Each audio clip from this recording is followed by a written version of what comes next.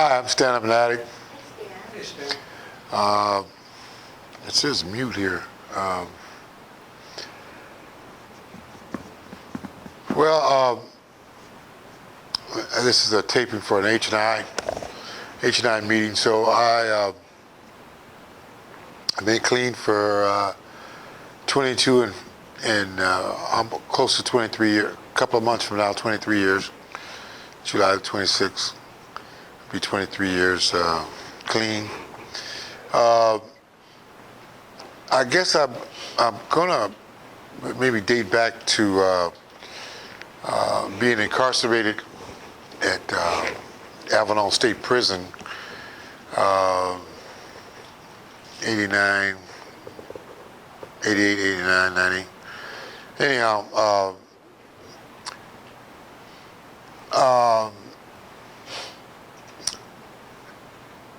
I did something different. I was very sick, and I was before I was captured. I was on the streets having seizures and just staying loaded and living on the street and doing what we do on the street, stuff like that. And, I caught a sales that sent me to prison. Penny ante sales, So in my drive of fighting the case and being in denial that I was a criminal,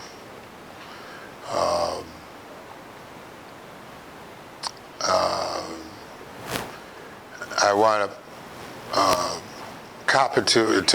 I took the deal, and so I went to state prison, and I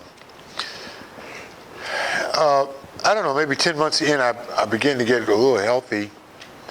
I was on medication to stop those seizures that I was having, and so I began to get a little healthier, and I got docketed to go to meetings. And so I started doing that, and by the way, I didn't use while I was in this time of being incarcerated.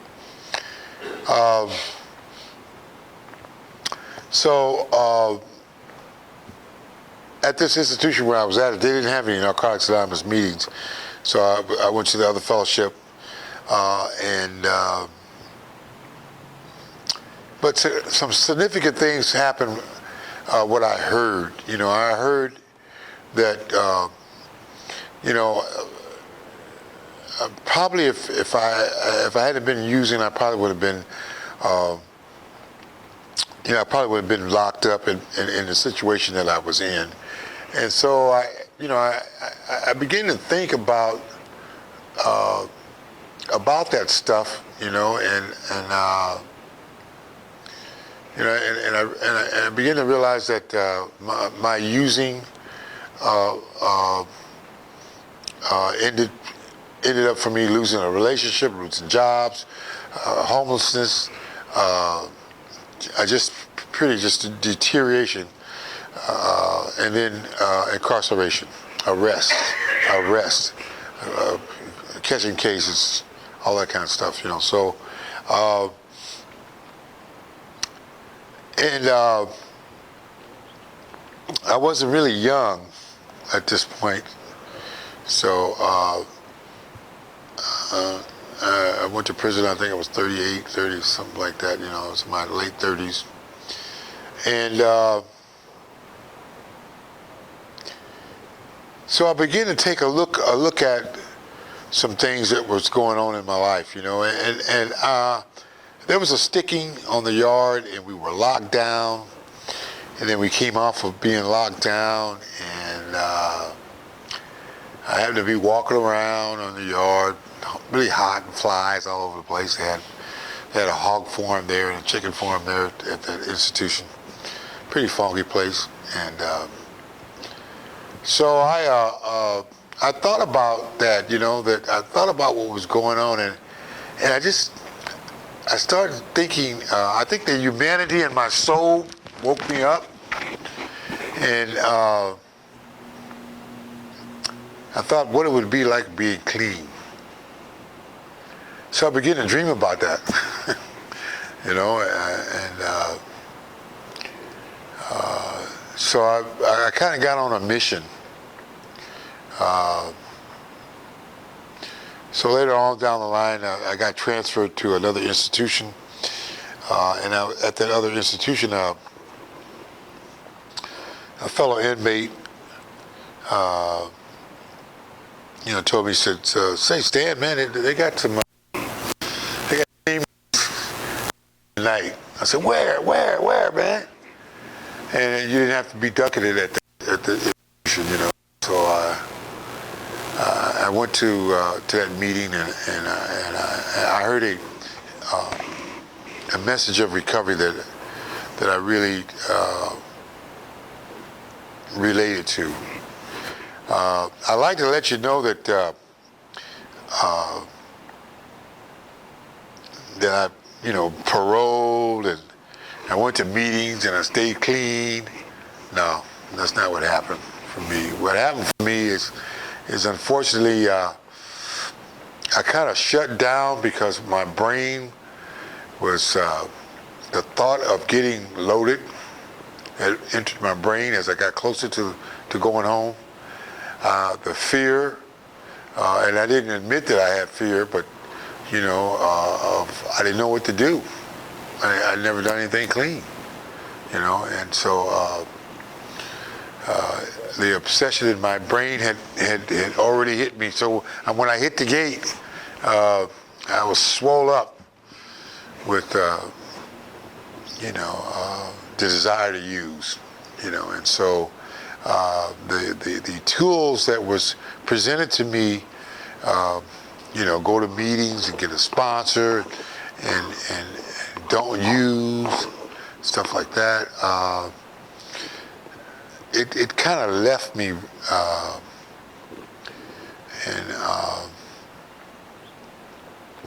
so for whatever reason, I didn't get loaded right away, but I had no program. And so I set myself up to get loaded. And about 10 days after I got out, came home, I got loaded. And pretty much the same story as before and before and before. But this time it was really different. Something happened really different. I got miserable. I've never been so miserable in my life. It's just nothing worked right. Just nothing worked right. And so I guess it must have been 4 or 5 months of running from the parole agent and hiding out, and then I finally hit a bottom on the street. And I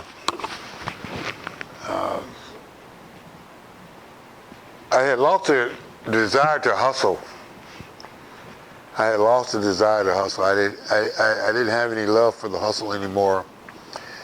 And so I remember walking down an avenue, and I kind of cried out in my soul. I didn't know what to do. And so it's either get in the hustle or change, and so I decided to walk to this detox program. So I walked up to a detox program at about a couple of miles away, and I walked to that detox program in the AM, and I wanted to get in that program, and they told me, "Come back in the morning," And I'm here, don't you know I'm here? You know who I am? Come back in the morning, and so I really had nowhere to go. So it was a cubby hole right next to the building there, and I sat in that, cubby hole, and I waited till the morning, and so they let me in. They let me into that detox program in the morning. So I detoxed for a couple of days, and I contacted my parole agent, and my parole agent came out to the program, and he really kind of talked to me like he knew me on the streets. You know, he says, "So what you gonna do, homeboy?" You know, and I told him, "I'm gonna stay here for 30 days, and then I'm gonna go get a job." He said, "No. Either you sign up for a long-term program, or I'm taking you back to the pen." So I did something that I hadn't done ever before. You know, my thought was I'll do the time and so I decided to sign up for a long-term program. So I signed up for this long-term program, and I went out to this program, and low-income program, no-income program, and there began the beginning. And at that program, they had the men. There was a co-ed program. The men were in cabins, and the women were in dorms. And so I was pretty much one of the older individuals at this place. Most of the place were young, and a lot of parolees were there, you know. And so they had 3 fellowships going there, and I chose Narcotics Anonymous, you know. And so I started to the road of recovery. I started on the road of recovery, and you know, eventually I got a temporary sponsor, and you know, I began to, you know, the thought was that you begin to work the steps there, and then when you go home, you're going to start over with step 1, step 2, stuff like that. But the big thing was to start working the steps and the principles of this program. So anyway, so I started that, and I wound up graduating from that program, and well, before I graduated from the program, I had been there about 4 months or 4.5 months, and they walked me over to the director's office, and the director told me, "Stan, you have to go." And I said, "Where am I going to go?" You know, I was afraid. I was afraid to leave. I was afraid to go. You have to leave. You can't stay here no more. You know, and so I copped it. I didn't know where am I going to go. You know, and so I was afraid. You know, and so they made arrangements for me to go to a sober living facility. So I did that. You know, I got accepted to that facility, and then there began that road. I started going to meetings on the outside, and I did some promising things, and I stayed clean for about 2.5 years. And I need to say this because if you're any kind of a character like me, you need to hear what I'm going to say right now. What happened was that I got caught up with a lot of stuff because I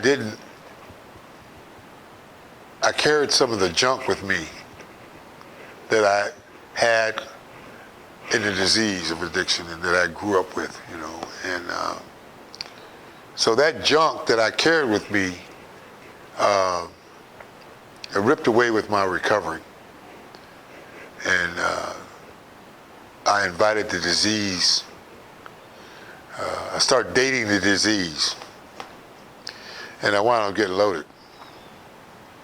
And so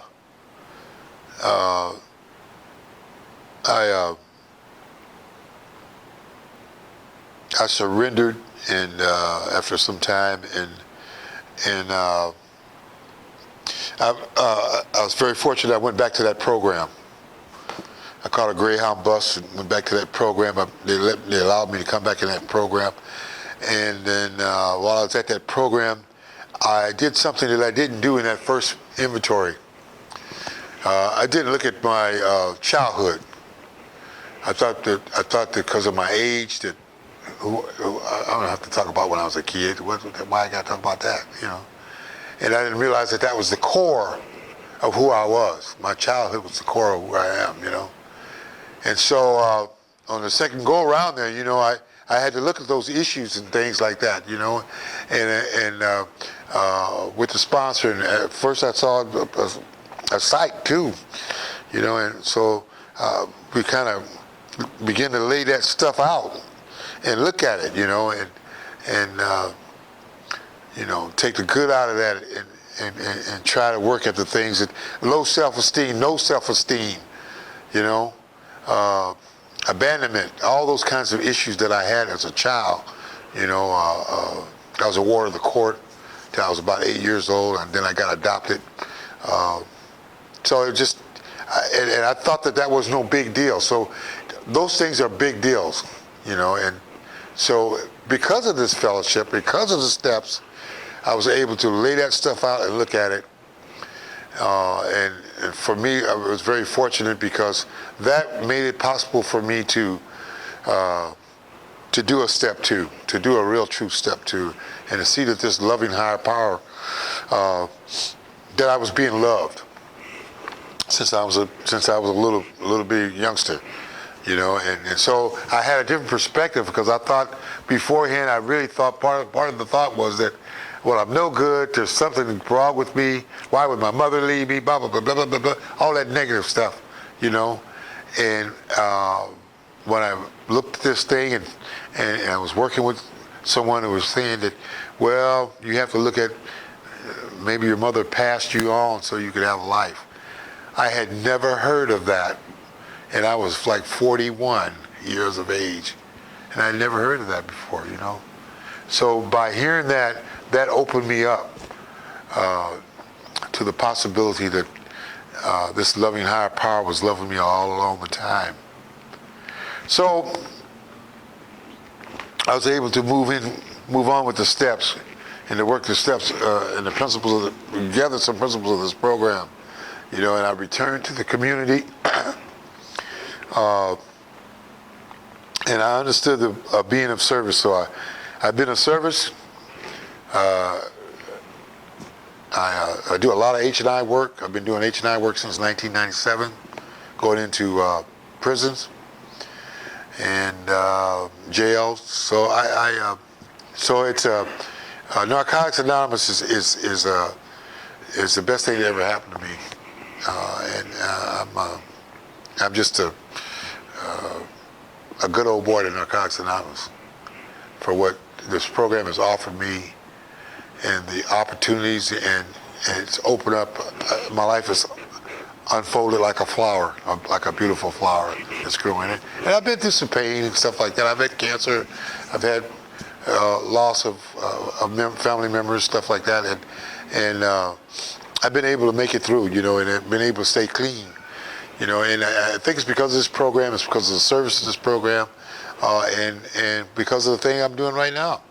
This is just another element of what we do around this program. So I'm going to kind of cut it short. I want to thank you.